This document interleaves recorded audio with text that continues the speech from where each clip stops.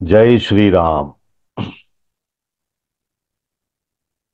आज श्री रामचंद्र भगवान के अयोध्या स्थित मंदिर में प्राण प्रतिष्ठा के अवसर पर आप सभी भक्तों को बहुत बहुत शुभकामनाएं।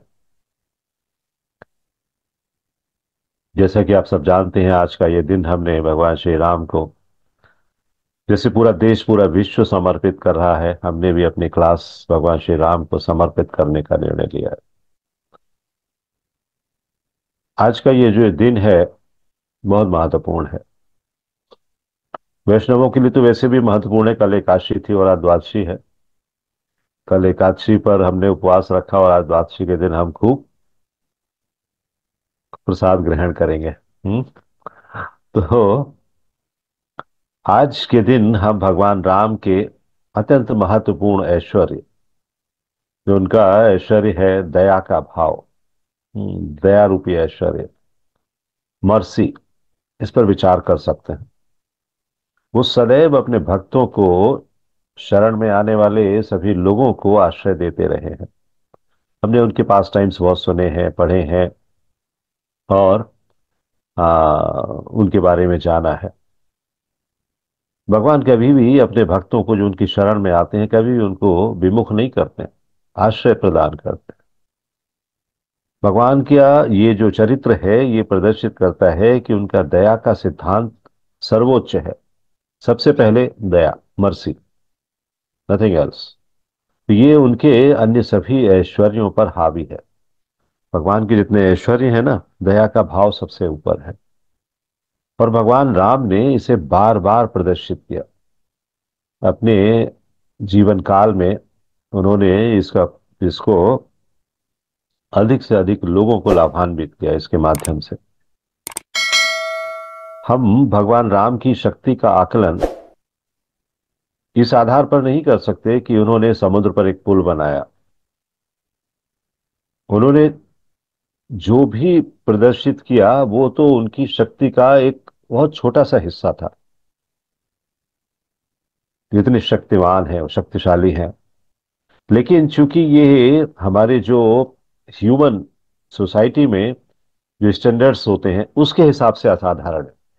कोई एक घर का मकान नहीं बना सकता, उन्होंने इतना बड़ा पुल बना दिया, इसके हिसाब से असाधारण है। लेकिन भगवान के लिए कुछ असाधारण नहीं। भगवान तो बहुत कुछ कर सकते हैं। इसलिए हम लोग भौतिक जगत में होने के कारण इसको महिमा मंडित करते हैं और उसकी प्रशंसा करते हैं, गुणगान करते हैं कि भगवान ने पुल बनाया, भारत से लंका को जोड़ दिया। आज भी अगर कोई लोग, आप में से बहुत सारे लोग गए होंगे धनुषकोटी नामक स्थान पर, रामेश्वरम से करीब 60-70 किलोमीटर आगे है। वो स्थान भारत का अंतिम छोर है जहां से आगे पुल बना था और श्रीलंका को जोड़ा गया था। स्थान आज भी उपलब्ध है देखने के लिए। वहाँ कोदंड रामन टेम्पल है, थोड़ी देर पहले, थोड़ी दूर पहले ही। और उसके बाद फिर वो जगह है जहां पर अंतिम किनारा है। एक तरफ बंगाल की खाड़ी है, बे ऑफ बंगाल है, और दूसरी तरफ हिंद महासागर है, इंडियन ओशन है। और बीच में जाकर वो स्थान खत्म होता है और वहां से फिर आगे थोड़ी और दूरी समुद्र में चलने के बाद फिर श्रीलंका की सीमाएं शुरू होती हैं। तो हम चूंकि भौतिक जगत में बहुत अल्प उपलब्धियों को ही बहुत मानते हैं अपने लिए, इसलिए भगवान की ये उपलब्धि को हम बहुत महिमा मंडित करते हैं, क्योंकि हमारे लिए वही बहुत है। तो प्रभु या भगवान इन गतिविधियों को अपने भक्तों को इसलिए भी याद दिलाते हैं ताकि उनको भगवान के होने का विश्वास बना रहे, भगवान पर ट्रस्ट बना रहे। क्योंकि भगवान पर ट्रस्ट नहीं होगा तो फिर सब कुछ व्यर्थ है। भगवान राम ने धर्म और सदाचार का के सिद्धांतों को प्रतिपादित किया और मर्यादा पुरुषोत्तम राम के रूप में उन्होंने अपना चरित्र स्थापित किया। दृढ़ता पूर्वक वो नियमों में बंधे रहे, दृढ़ता का पालन किया और यहां तक कि अपनी पत्नी को भी उस दृढ़ता से परे नहीं रखा। हम्म ऐसा करके क्या किया कि उन्होंने अपने वास्तविक ज्ञान और समझ के स्तर का प्रदर्शन किया। हाँ, वो भौतिक जगत में जो लोगों का सिद्धांत पालन करने का जो धर्म कहते हैं, धर्म होता है विशेष रूप से इस पृथ्वी ग्रह पर, इस मर्त्य लोक में उस धर्म को और प्रगाढ़ किया कि कलयुग में लोगों को वैसे भी धर्म पालन के लिए समय नहीं होगा, उतनी बुद्धि नहीं होगी, उतना ज्ञान नहीं होगा, ब्राह्मण नहीं होंगे। तो भगवान अपने चरित्र से हमें ये प्रदर्शित करते हैं।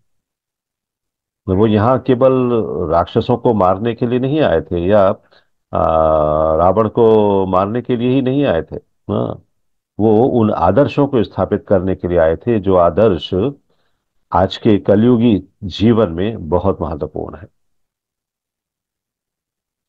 अभी सुंदरता, भगवान की सुंदरता को अगर हम सोचें, तो भगवान राम की सुंदरता किसी भी अन्य इंसान की तुलना में, हमें वैसे करनी नहीं चाहिए कोई तुलना भौतिक जगत के किसी भी व्यक्ति से, लेकिन हम भौतिक जगत को ही सामने रखकर किसी चीज को प्रस्तुत कर पाते हैं। तो भौतिक जगत के किसी भी इंसान की सुंदरता की तुलना में असाधारण है। भगवान राम की समृद्धि ले लीजिए, उनकी संपत्ति ले लीजिए, उनकी वीरता ले लीजिए, उनकी शक्ति ले लीजिए, उनकी प्रसिद्धि ले लीजिए, हाँ कोई भी चीज ले लीजिए, उनका ज्ञान, उनका त्याग, सभी अतुलनीय है। तो आज का दिवस बहुत महत्वपूर्ण है। इस दिवस पर अगर हम उनकी इन चीजों को गौर करें और उनका गुणगान करेंगे, तो निश्चित तौर पर हम उनको परमेश्वर के रूप में जो अभी तक स्वीकार करते आए हैं, उसमें हमारी और वृद्धि होगी। तो ये बहुत ही शुभ दिन है, जबकि आज हम उनके विग्रहों की प्राण प्रतिष्ठा के अवसर पर कुछ चर्चा करेंगे, कुछ गुणगान करेंगे, और हम भगवान से निवेदन करेंगे कि वो अपनी अहेतु की कृपा हम सब के ऊपर बरसाएं। जितने भी भक्त यहाँ पर अवेलेबल हैं और जो नहीं भी अवेलेबल, हाँ, उन सब के ऊपर उनकी अहेतु की कृपा रहे। हम सब अपने अनर्थों से दूर हो सकें और एक अनुकरणीय जीवन जी सकें। एक अनुकरणीय जीवन भक्ति के मार्ग पर जी सकें, जैसा कि उन्होंने खुद अपने व्यक्तिगत उदाहरण से करके दिखाया।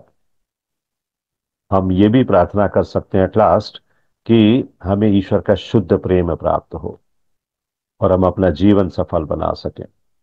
तो जीवन की सफलता के लिए क्या जरूरी है, एक छोटी सी कथा बताता हूं, उसके बाद आप सब लोगों के लिए आमंत्रित करेंगे। आप लोग तैयार रहिए।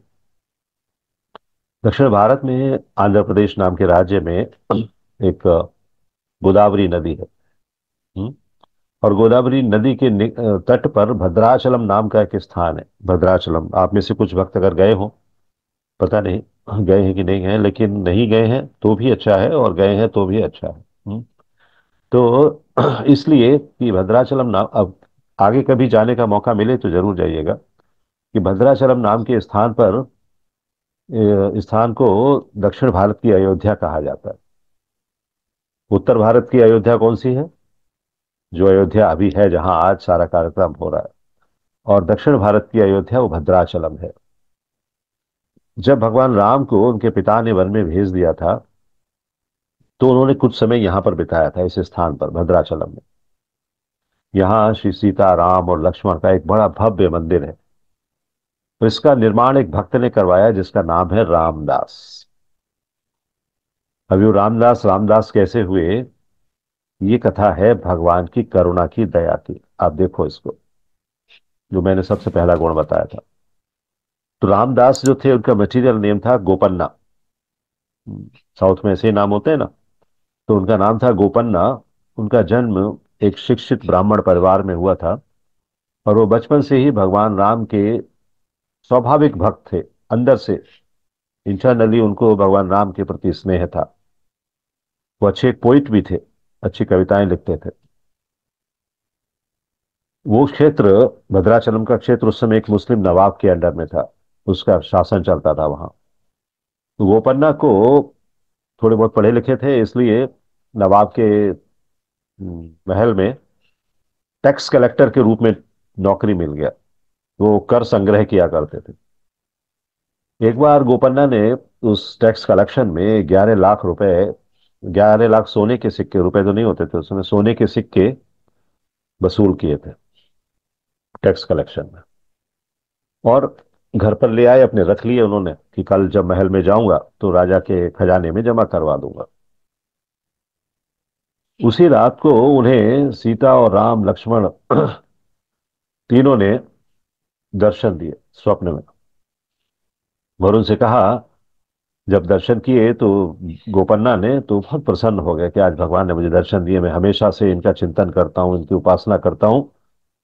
तो आ, बहुत प्रसन्न हुए, और जब उठे सुबह के लिए तो उनके मन में आया कि मैं भगवान के लिए एक मंदिर बनाऊं। मतलब भगवान में इतनी निष्ठा थी, इतनी आस्था थी कि उन्होंने सोचा कि मंदिर बनाऊं। और उनके पास पैसे तो थे नहीं, वो तो साधारण नौकरी करते थे राजा की, अपने नवाब की। तो पैसे नहीं थे, तभी उन्होंने ये ध्यान आया कि मैं 11 लाख रुपए कल टैक्स के वसूल करके लाया हूं, मैं 11 लाख रुपए मंदिर में लगा देता हूँ, मंदिर बना दूंगा। और उन्होंने अपना काम शुरू कर दिया मंदिर बनाने का। जगह संपत्ति बहुत थी उनके पास, उन्होंने उसमें मंदिर बनाने का काम शुरू करवा दिया। और ये सोचा कि ये सारा पैसा तो भगवान का ही है ना, नवाब का क्या है। नवाब भी मर जाने वाला है, मैं भी मर जाने वाला हूँ, पैसा तो भगवान का है। तो भगवान के मंदिर में मैं पैसा लगा देता हूँ। ये सोचकर बिना राजा उसके नवाब की परमिशन लिए हुए उन्होंने मंदिर बनाना शुरू कर दिया और पैसा उसमें लगा दिया। मंदिर का जैसे निर्माण शुरू हुआ तो वो सब कुछ भूल गए, वो ये भी भूल गए कि मैं नौकरी करता हूँ कहीं। इतने लगन से कार्य कराने लगे, सारी ऊर्जा उन्होंने मंदिर को बनाने में लगा दी, और कुछ ही समय में मंदिर बनकर तैयार भी हो गए। हम्म। इस बीच में कुछ लोग थे जो जलने वाले थे, क्योंकि राजा के नजदीक थे, सबसे ज्यादा लक्ष्मी लाकर देते थे कलेक्ट करके। तो राजा को जाकर बता दिया कि गोपन्ना तो आजकल महल में आ नहीं रहा है, टैक्स कलेक्शन कर नहीं रहा है। क्यों? क्योंकि वो तो मंदिर बनवा रहा है। अरे किसका मंदिर बनवा रहा है भाई? कि राम लक्ष्मण सीता का मंदिर बनवा रहा है वो। तो जिस दिन वहां देवी देवताओं की स्थापना की गई, नवाब ने अपने सैनिकों को भेज दिया कि गोपन्ना को अरेस्ट करके ले आओ। अब गोपन्ना अरेस्ट होकर महल में पहुंच गए। इधर मंदिर की स्थापना हो रही है, प्राण प्रतिष्ठा हो रही है, जैसे आज अयोध्या में हो रही है। हाँ, सेम घटनाक्रम चल रहा है। तो नवाब ने पूछा कि तुम्हारे पास इतना पैसा कहाँ से आया, तुमने जो कलेक्शन अभी तक किया वो कहाँ गया? तो गोपन्ना ने बिना किसी डर के बता दिया कि देखो नवाब साहब, मैंने ऐसा ऐसा इतना पैसा इकट्ठा किया था और मैंने सब मंदिर में लगा दिया, अब मेरे पास कुछ भी नहीं। तो वैसे तो नवाब थोड़ा सॉफ्ट कॉर्नर रखते थे गोपन्ना के लिए, क्योंकि वो बहुत धनराशि लाकर देते थे। लेकिन इस समय उनको लगा कि इसने बेईमानी की है।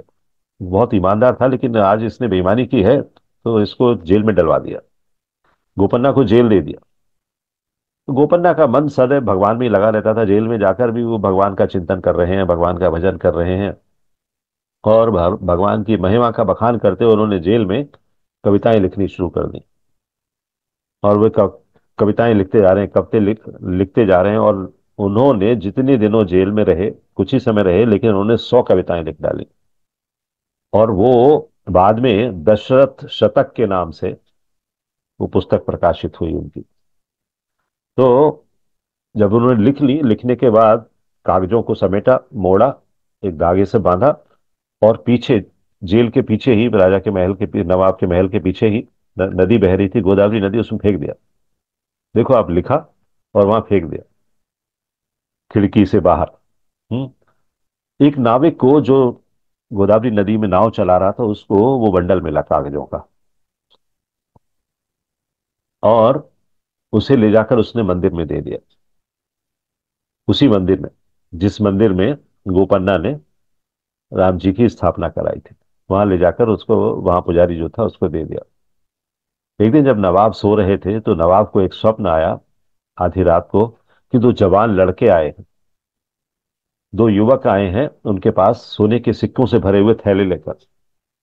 और क्या कह रहे हैं कि ये सिक्के सब तुम अपने रख लो, ये वो 11 लाख रुपए हैं जो गोपन्ना ने आपसे लिए थे, ये मैं देने आया हूं। तो उन्होंने पूछा, तुम कौन हो? गोपन्ना तो जेल में पड़ा हुआ है, हमने तो उसे जेल में बंद कर रखा है, तुम कौन हो?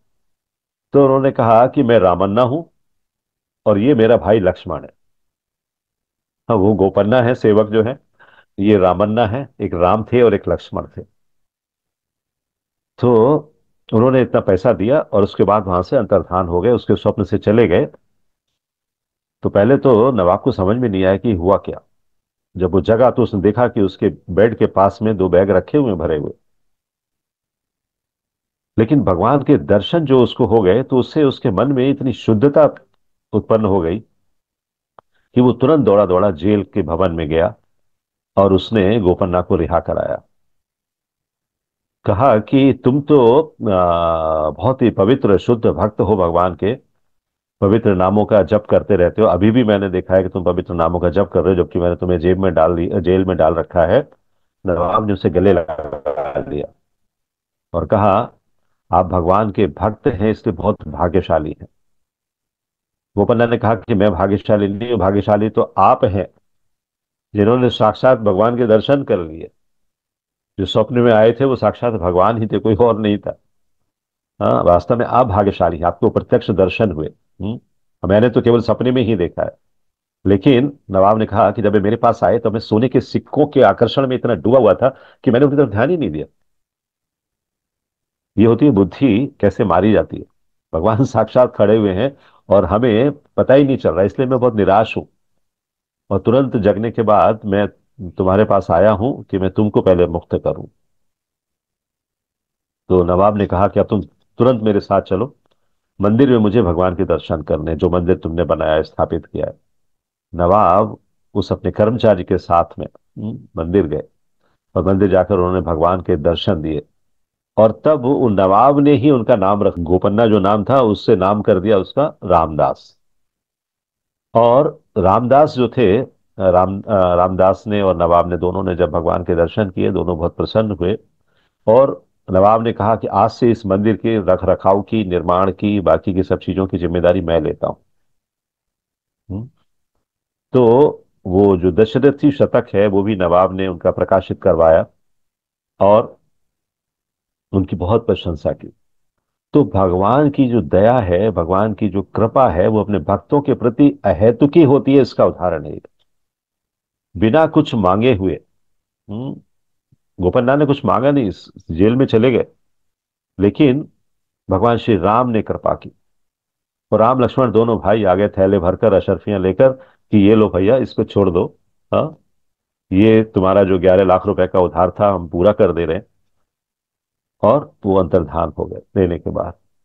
तो भक्त के प्रति आ, भगवान का जो भाव है ना, वो रिफ्लेक्शन है उस भाव का जो भक्त भगवान के लिए रखता है। तो अगर भक्त भगवान के लिए अच्छा रिफ्लेक्शन रखता है तो भगवान उससे भी श्रेष्ठ अवलोकन रखते हैं भक्त के प्रति।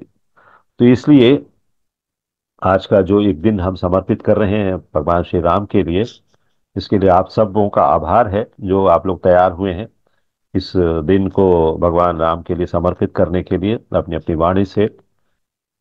जय श्री राम।